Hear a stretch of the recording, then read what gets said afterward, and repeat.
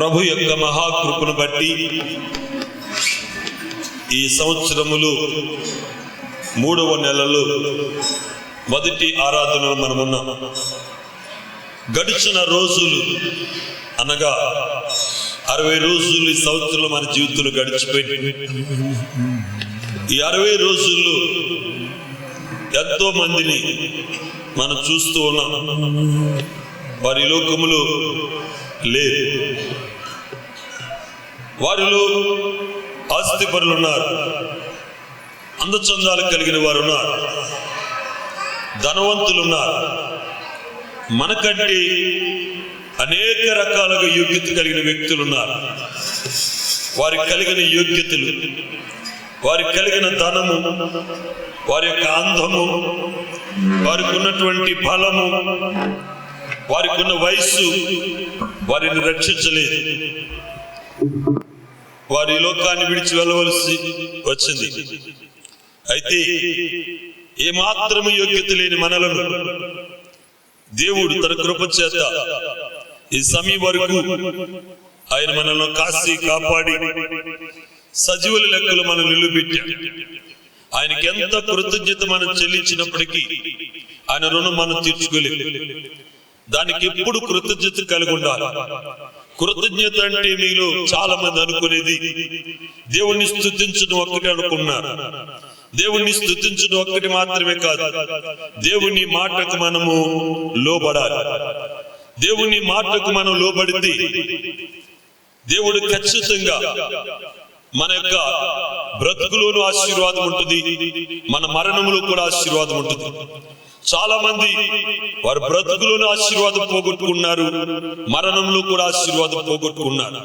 కారణము దేవుని మాటకు లోబడకపోవటం.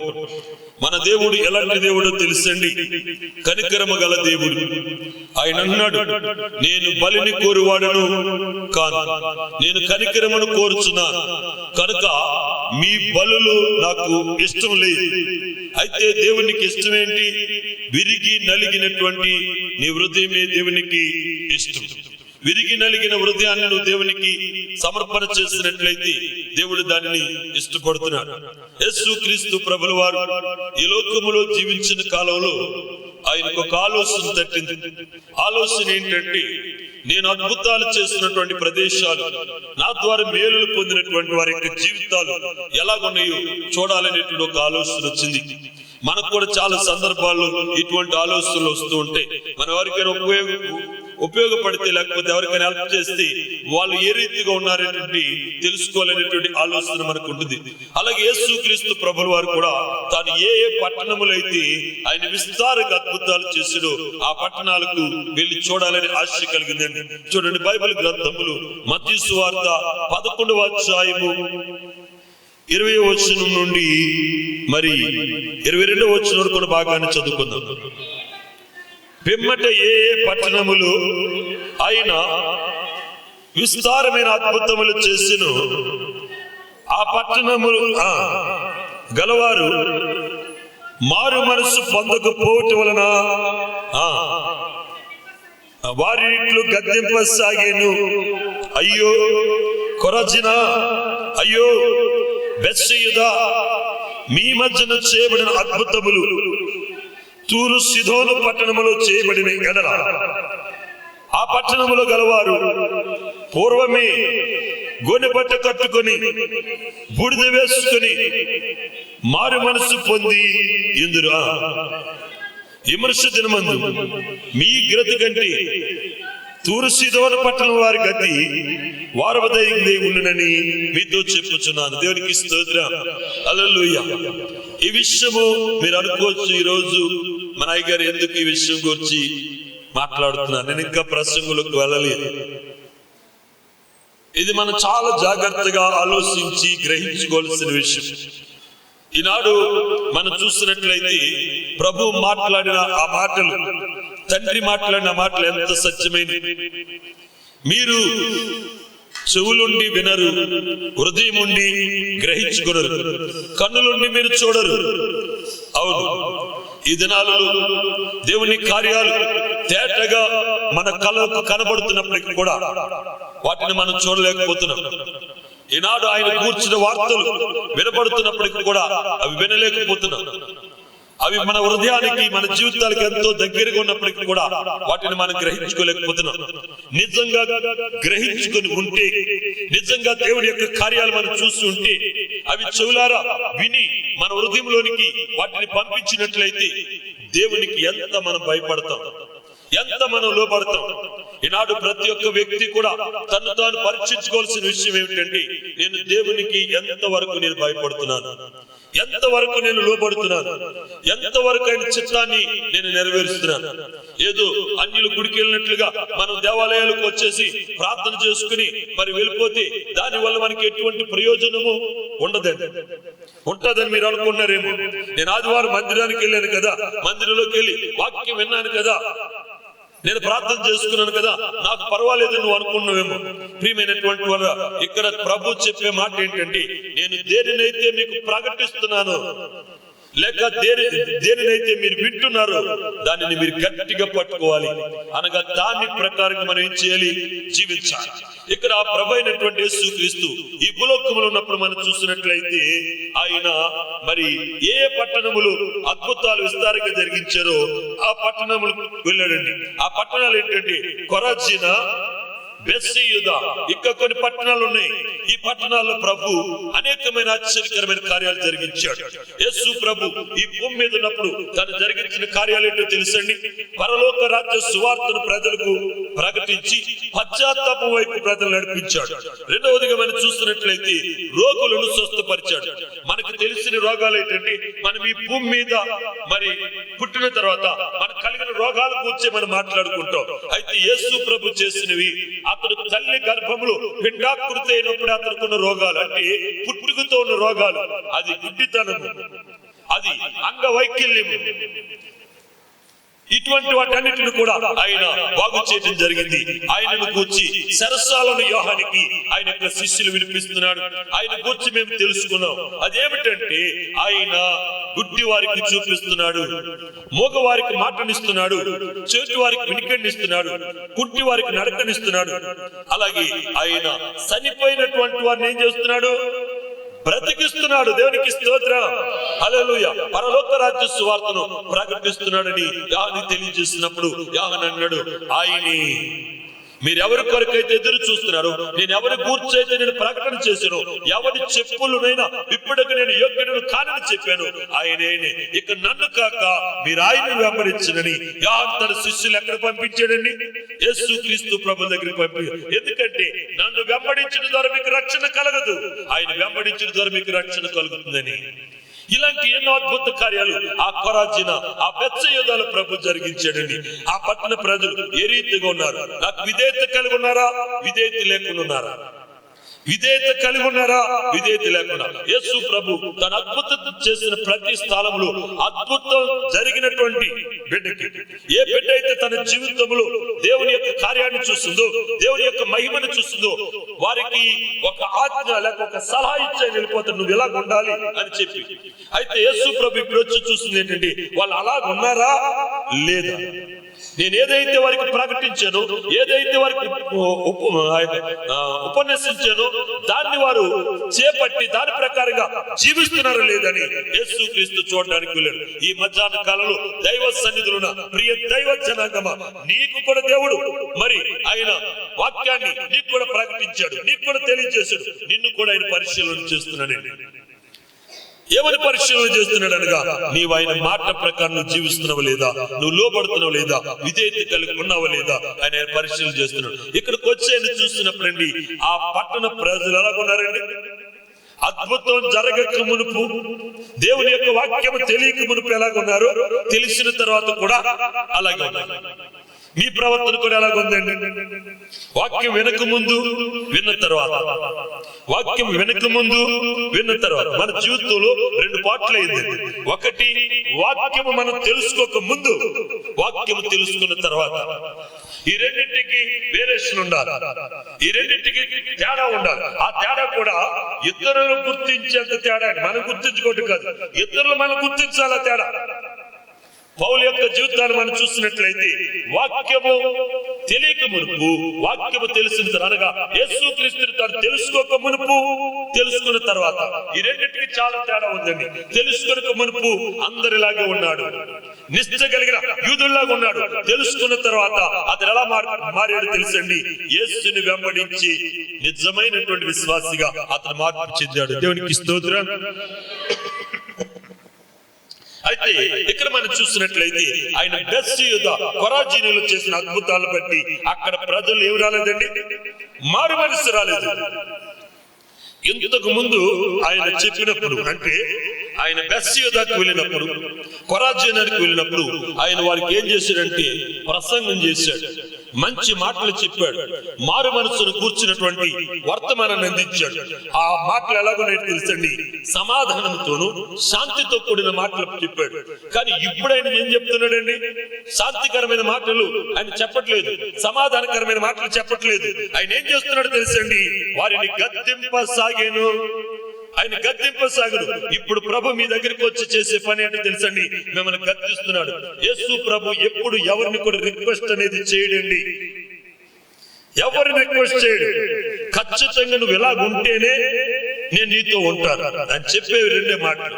నువ్వు ఖచ్చితంగా ఎలా ఉండాలి, అలా ఉంటే నేను ఖచ్చితంగా నీతో ఉంటాను. ఎందుకంటే ప్రభు ఈ లోకానికి ఎందుకు వచ్చాడు తెలుసండి?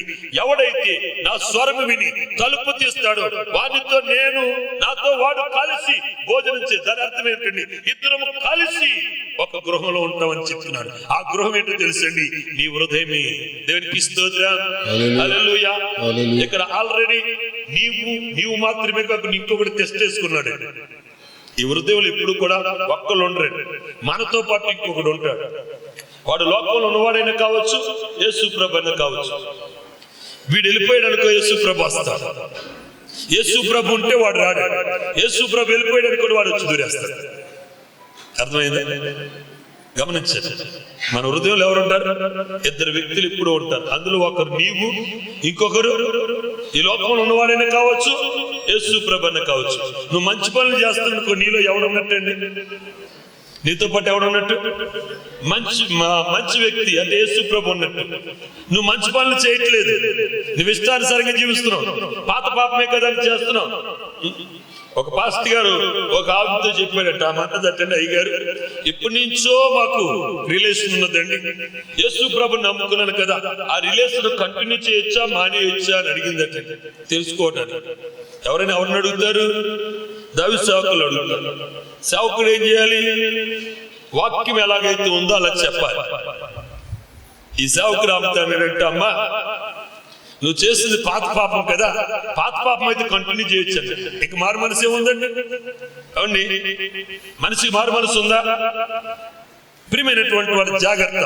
చెప్పేవాడు చేదత్వంతో చెప్పిన వినేవాడు జాగ్రత్తగా విని వాక్యానికి ఆడు చెప్పే బోధ సరిపోతుందా లేదు చూసుకోవాలి. నేనేదో చెప్పొచ్చు, అది వాక్యానికి సరిపోతుందా, వాక్యములో ఉన్నదా లేదా అని మనం జాగ్రత్త గ్రహించుకోవాలి. వాక్యానికి విరోధమైనటువంటి బోధ దేవుని నుండి వచ్చింది కాదు. వాక్యమునకు లోబడి చేసే బోధ మాత్రమే దేవుని నుండి కలిగింది. దానికి విరోధమైన బోధ అంటే దాన్ని కొంత కలిపేస్తారు, కొంత తీసేస్తారు. కలిపినా తీసేసిన ప్రమాదమే. కలిపితే ఏం జరుగుతుంది, తీసేస్తే ఏం జరుగుతుంది? ప్రకటన గ్రంథంలో ఉన్నాయి. ఈ భూమి మీద ఉన్నటువంటి తెగుళ్ళన్నీ కూడా మనము అనిపిస్తాం. రెండవది, పరలోకానికి హక్కును మనం కోల్పోతాం. ఈ రెండు దేని వల్ల జరుగుతాయి? ఈ మాటలకు కలిపిన తీసేసిన జరుగుతాయి. కనుక దేవుని యందు ఉన్నటువంటి మీరు ఆయన ఒక వాక్యానికి లోబడి విధేయత కలిగి ఉండండి. ఎందుకు మీకు విధేయత లేదని చెప్తున్నానంటే, 8:30కు ఆరాధన అంటే మీరు ఇప్పటి వరకు కూడా వస్తున్నారు. ఎన్ని వారాల నుండి మీకు చెప్తున్నాను, ఎన్ని వారాల నుండి ప్రకటిస్తున్నాను. మనం ఆ రీతిగా లేకపోవటం అంటే దాని అర్థం ఏంటంటే దేవుని యొక్క మాటలకు మనం నిర్లక్ష్యం చేస్తున్నాం. భయం లేదు.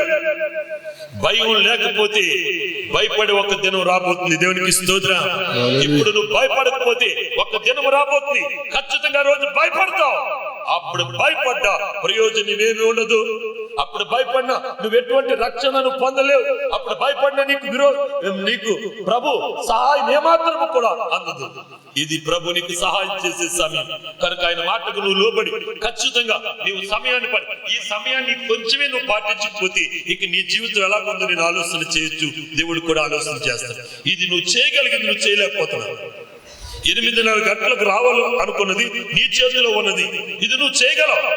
నువ్వు చేయగలిగింది నువ్వు చేస్తున్నప్పుడు నీ జీవితంలో నువ్వు చేయలేని చాలా ఉన్నాయి. నువ్వు చేయలేని చాలా ఉన్నాయండి. నీకు రోగం వచ్చింది, మందు లేకుండా దాన్ని నువ్వు తగ్గించుకోగలవా? కానీ నా యేసయ్య మందు లేకుండా దాన్ని తగ్గించగలరు. నీకు కష్టం వచ్చింది, ఎవరైనా సహాయం చేయకపోతే ఆ కష్టం తీరదు. ఎవరు సహాయం చేసేవారు నీకు లేరు. కానీ నా యేసయ్య నీకు సహాయం చేయడానికి నేను రెడీగా ఉన్నానని చెప్తాడు. దేవునికి స్తోత్రం. హల్లెలూయా, హల్లెలూయా. ఆ విధవరాలు ఎలీషా గారి దగ్గరికి ఎందుకు వెళ్ళిందో తెలుసండి?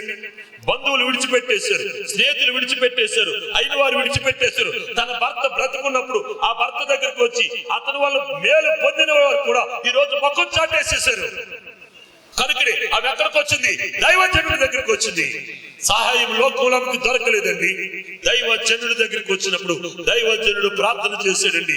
ఆ ప్రార్థన ద్వారా ఆమెకి ఏం కలిగిందండి? రక్షణ కలిగింది. ఆ ప్రార్థన ద్వారా విడుదల కలిగింది. ఎంత విడుదల అంటే ఆమెకున్న కష్టమంతా కూడా ఆ గడియలోని దేవుడు పోగొట్టాడండి. నమ్ముచున్న వారు 2 చేతులు పైకి గట్టిగా దేవుని స్తోత్రం. దేవుని మాటకు మీరు లోబడండి. ఆ మాటలు గట్టిగా మీరు పట్టుకోండి. దేవుడు ఒక్కొక్క సమయమందు నేను చూడడానికి వస్తాడండి. ఆయన ఈ బెత్షెబా, కొరాజిన్ అనే పట్టణాలకు వెళ్ళినట్లు నీ ఇంటికి వస్తాడు. నేను నీకు రక్షణ ఇచ్చాను, నీకు విడుదల ఇచ్చాను, అద్భుతాలు జరిగించాను, నీ కుమారులు నీ కుమార్తెలు నేను గొప్ప చేశాను, నువ్వే రీతిగా ఉన్నావని ఆయన చూడడానికి వస్తాడు, పరిశీలన చేయడానికి వస్తాడు. అప్పుడు నువ్వు ఎలా కనబడాలంటే మారు మనస్సు పొందిన వ్యక్తిగా కనబడాలి. అంటే క్రీస్తు నీలోనికి రాకముందు నీ ప్రవర్తనకు, క్రీస్తు నీలోకి వచ్చిన తర్వాత నీ ప్రవర్తనకు తేడా దేవునికి కనబడాలి. ఆ వ్యత్యాసమైన కనబడినప్పుడు నిన్ను చూసాను అంటాడు. వాళ్ళ నమ్మకమైన దాసుడా నీకున్న దానికి నీ ప్రక్కది కూడా నేను కల్పిస్తున్నాను, అది కూడా నువ్వు స్వతంత్రించుకుంటాడు. పక్కదంటే ఎవరండి? మనకిచ్చినట్టే దేవుడు ఇంకొకటి ఇచ్చేళ్ళాడు. వాళ్ళు విధేయత లేదు కనుక వాళ్ళ దగ్గర ఉన్న తీసేసి ఎవరికి ఇస్తున్నాడు? విధేయత కలిగినటువంటి వారికి ఇస్తున్నాడు. దాని గురించి అన్నాడు, కలిగి ఉన్న వారికి మరి అధికముగాను, లేని వారి దగ్గర నుండి ఉన్నది కూడా ఏం చేస్తుంది? తీసివేయబడుతుంది. దేవుని యొక్క వాక్యం చాలా సత్యమైందమ్మా. దేవుడు అలా చేయడని మీరు అనుకుంటున్నారు, ఖచ్చితంగా చేస్తాడు. ఆయనకి ఇవ్వటమే కాదు, తీసేసుకోవటం కూడా తెలిసి, ఇష్టం తెలుసున్నోడికి తీసేసుకుంటాం తెలిసాడు. బొమ్మ పెట్టడం తెలిసిన తల్లికి కడుపు మార్చడం కూడా తెలిసాడు. తెలీదా ఏమండి? భోజనం పెట్టే తల్లికి బిడ్డ కడుపు మార్చడం తెలీదా? అలాగే నా దేవుడికి ఇవ్వటం మాత్రమే కాదు, తీసేసుకోవటం కూడా తెలుసు. జాగ్రత్త సుమి. ఆయన విధేయత కలిగి మన జీవితం. ఇక్కడ ఆయన అన్నాడు, తూర్పు సీదోను పట్టణములనగా ఇవి అన్ని జనులు నివసించే ప్రదేశాలండి. ఈ పట్టణం వారికి ఈ అద్భుతాలు, ఈ గొప్ప కార్యాలు చేస్తున్నట్లయితే ఆ పట్టణ వారు ఎప్పుడో గోనెపట్ట కట్టుకుని వారు గోనెపట్ట దేనికి సాదృశ్యం అండి? పశ్చాత్తాపానికి. యేసుని నమ్ముకున్న మనము ఎప్పుడు పశ్చాత్తాపతులమై ఉండాలి. ఎప్పుడు కూడా చచ్చేదాకా కూడా మన జీవితంలో పశ్చాత్తాపం కావాలి. మీరు అనొచ్చు, తప్పు చేసిన వారికి పశ్చాత్తాపం కదా, మనకెందుకండి, మనం రైటే చేస్తున్నాం కదా అనుకోవచ్చు. మనిషి భూమి మీద ఉన్నంత కాలం కూడా తప్పు ఏదో ఒక రీతిగా మన జీవితంలో జరుగుతుంది. అది మంచికి జరగవచ్చు, చెడుకి జరగచ్చు, మనకు తెలిసి జరగవచ్చు, తెలియక జరగవచ్చు. కనుక దేవుని సుముఖానికి వెళ్ళిన ప్రతిసారి ఆయనను చూస్తూ మనల్ని మనం చూసుకుంటే మన జీవితంలో ఉన్నటువంటి డాగులన్నీ మనకు కనబడతాయి, మనం చేసే పాపాలన్నీ మనకు కనబడతాయి. నేను చాలాసార్లు మీకు చెప్పాను, ప్రార్థన చేసుకున్నప్పుడు నీ గదులకు వెళ్ళి నువ్వు ప్రభుని నువ్వు ధ్యానం చేసి ఆయన నువ్వు చూస్తున్నట్లయితే నీ జీవితం ఎంత దరిద్రంగా ఉందో, ఎంత దుర్లభంగా ఉంటుందో నీకు అర్థమవుతుంది. అలా చూసినప్పుడు వెంటనే నీ జీవితంలోకి ఏమొస్తుంది? పశ్చాత్తాపం వస్తుంది. అప్పుడు పశ్చాత్తాపంతో నువ్వు ప్రార్థన చేయగలుగుతావు. దావీదు కూడా దేవుని సన్నిధికి ప్రార్థన చేసుకోవడానికి వెళ్తున్నాడు, దేవుడి నుండి సమాధానం రావట్లేదు. అతను పాపం చేశాడు, కానీ దావీదు దృష్టిలో అది ఎలా కనబడుతుందండి? నేను సరైనదే చేశాను అనుకున్నాడు దావీదు. తను చేసిన పాపం అతని దృష్టికి పాపంగా కనబడట్లేదు. మనం చేసే పనులు కూడా మన దృష్టికి పాపంగా కనబడదు. ఒకటి నడతలటండి వారి దృష్టికి నిర్దోషంగా కనబడతాయి. ఒక నడత, నేను నడిచి దొంగోడికి ఆ దొంగతనం నేను చేసేది మంచిది అంటాడు. దాడిని నువ్వు దొంగతనం చేసేవాడిని, నన్ను ఎలాగ అంటున్నాడండి, కోట్లు దోసేసుకున్నావాడిని ఏమంటారు అన్నాడు. అంతేగాని నేను దొంగనని ఒప్పుకుంటాడా? చెప్పండి అమ్మా. లేక ఒక వ్యభిచారం చేస్తున్న ఒక పురుషుడు, లేకపోతే వ్యభిచారం చేస్తున్న ఒక స్త్రీతో అమ్మ నువ్వు చేస్తున్న తప్పంటే, అయ్యగారు నేను చేసిన తప్పు అయితే తప్పవచ్చు, నేను ఒక్కరితో ఉన్నానండి, అది చూస్తే 10 మందితో ఉంటుందండి. అంతేగాని నేను చేసే తప్పు అయ్యగారు నేను దీన్ని విడిచిపెడతాను, ఒక పురుషుడు గాని ఒక స్త్రీ గాని పశ్చాత్తాపం కలగట్లేదండి. ఎందుకో తెలుసండి, వారు దేవుణ్ణి చూడట్లేదు. నువ్వు నిజంగా ఆయన వైపు చూసావంటే ఆయనలో ఉన్నటువంటి పరిశుద్ధత నీకు కనబడుతుంది. ఆ పరిశుద్ధత చూసినప్పుడు నీలో ఉన్న పాపం నీకు కనబడుతుంది. దావీదు కూడా బెత్షెబాతో తాను చేసింది పాపంగా కనబడట్లేదండి. కనుక దేవుడు అతను విడిచిపెట్టేసాడని బాధపడుతున్నాడు, కానీ ఎందుకు దేవుడు నన్ను విడిచిపెట్టాడు అనేటువంటి ఆలోచన అతను కలిగలేదు. ఈ మధ్యాహ్న కాలంలో దైవ సన్నిధులను మీలో చాలా మంది కూడా దేవునికి వేరే జీవిస్తున్నారు. కానీ మీరు నేను ఏమనుకున్నామంటే దేవునితో కలిసి మనం జీవిస్తున్నాం అనుకున్నారు. కలిసి మనం జీవిస్తే మన ప్రవర్తన ఎలాగ ఉండదండి. కలిసి మనం జీవిస్తే మనం ఈ రీతిగా ఉండవు. దేవునికి మనము భయపడతామండి. దావీదు కూడా నేను ప్రార్థన చేస్తున్నాను కదా, దినమునకు 7 మార్లు దేవుని స్తుతిస్తున్నాను కదా, నాలో పాపం లేదనుకున్నారు. కానీ తను చేస్తున్న పాపాన్ని మరి ప్రవక్త ఎత్తి చూపించినప్పుడు దైవ సన్నిధికి వెళ్ళండి. ఇప్పుడు ఎవరిని చూస్తున్నాడు తెలుసండి? దేవుణ్ణి నిదానించి చూస్తున్నాడు. సర్వోన్నతుడైన దేవుణ్ణి నిదానించి చూస్తున్నాడు. ప్రభువా, నన్ను సృష్టించి నన్ను పెంచిన నా ప్రభువాని ఆయన వైపు చూస్తుంటే, ఆయన వైపు చూడగానే తన యొక్క బ్రతుకులో ఉన్న రోతంతా అతను కనబడుతుందండి. తను చేసిన పాపమంతా అతను కనబడుతుంది. కన్నీరు ఆగట్లేదండి. హృదయం దహించుకుపోతుంది. నేను ఎందుకు బ్రతికి ఉన్నానా అనుకున్నాడు. ఎందుకు నేను బ్రతికున్నానా? ఇటువంటి పాపం చేయడానికి నా దేవుడు నన్ను బ్రతికించాడా, నాకు ఈ జీవితం ఇచ్చాడని పశ్చాత్తాపడుతున్నాడు. కన్నీరు విడిచిపెడుతూ అతను చెప్తున్నటువంటి మాట ఏంటంటే, దేవా పాపిని నిన్నాశ్రయించాను, ప్రేమ చూపించి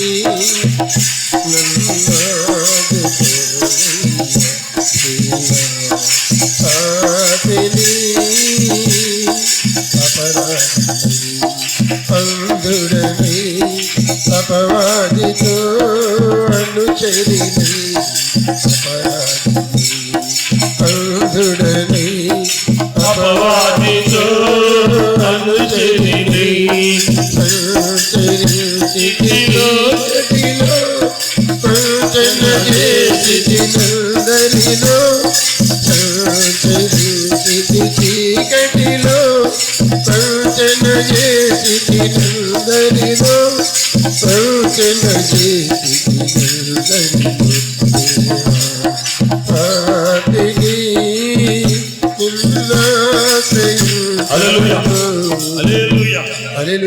సన్నిధిలోకి ఎందుకు ముందు వెళ్ళినప్పుడు అతను చేసిన ప్రార్థన వేర్పాటు, ఇప్పుడు చేస్తున్న ప్రార్థన వేర్పాటు.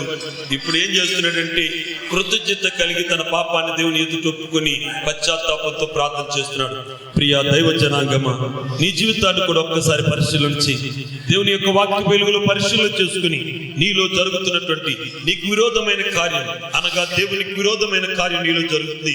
ఆ కార్యం విషయంలో దైవ సన్నిధులను పశ్చాత్తాపడి కన్నీరు విడిచిపెట్టి నీ పాపాన్ని ఒప్పుకుని, ప్రభు ఇక మీదట నేను నీ వాక్యానుసారంగా నేను జీవిస్తాను, నీ వాక్యానికి లోపడతాను, నేను సన్నిధి యందు విశ్వాసం యందు భక్తి యందు నేను అలక్ష్యము కలిగి ఉన్నాను, శ్రద్ధ కలిగి నేను ఉంటాను అని నీవు ప్రార్థించినట్లయితే నా దేవుడు కృపగల దేవుడు ఖచ్చితంగా నీలో నుండి వెళ్ళిపోయిన ఆ మారి మనసును తిరిగి నీలోకి దేవుడు దయచేస్తాడు. దేవునికి స్తోత్రం, హల్లెలూయా. ఈ ప్రజలను గద్దించడానికి, పట్టణాలు గద్దించడానికి గల కారణం ఏంటంటే ఆ పట్టణాలకు ఏ మారు మనస్సునైతే దేవుడు ఇచ్చాడో ఆ మారు మనస్సు వారు కలిగి ఉండలేదు. ఈ మధ్యాహ్న కాలంలో దైవ సన్నిధిలో ఉన్న ప్రియ దైవ జనాంగమా, దేవుడు నీకు కూడా మారు మనస్సుని ఇచ్చాడు. అయితే ఆ మారు మనస్సు నువ్వు కలిగి ఉన్నావా? దాన్ని నువ్వు గట్టిగా పట్టుకున్నావా? నువ్వు ఆలోచన చేస్తే నీకు అర్థమవుతుంది.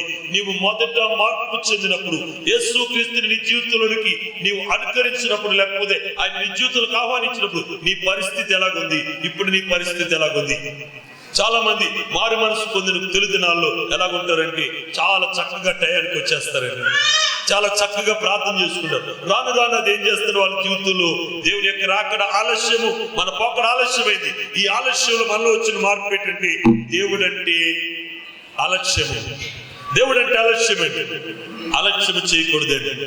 మనం మొదట ఏ స్థితిని అయితే కలిగి ఉన్నామో మనం చనిపోయే వరకు అదే స్థితిని కలిగి ఉండాలి. భక్తుడైన దానియేలు దగ్గరికి వచ్చిన గాబ్రియేలు దూత దానియేలుతో ఈ మాట చెప్తుంది, ఓ దానియేలు, నువ్వు భయపడొద్దు, నువ్వు దేవునికి బహుప్రియుడు. ఈ విషయం చెప్పడానికి నేను వచ్చాను. నువ్వు దేవునికి బహుప్రియుడు. ఈ విషయాన్ని నీకు ప్రకటించడానికి, నీకు తెలియచేయడానికి దేవుని యొద్ద నుండి పంపబడి నేను వచ్చాను. ఆ వ్యక్తి వచ్చి దానియేలును గూర్చి బహుప్రియుడని ఆ దూత చెప్తుందంటే, ఆ దూతను ఎదుట దేవుడు దానియేలును ఎంత కనపరుచుంటే ఆ దూత వచ్చి చెప్తుందండి. మనం కొందరు గురించి కొందరు వ్యక్తులు కలిసినప్పుడు నువ్వు పలానా వ్యక్తికి నువ్వు చాలా ఇష్టం అని చెప్తాం. ఎందుకు చెప్తాం?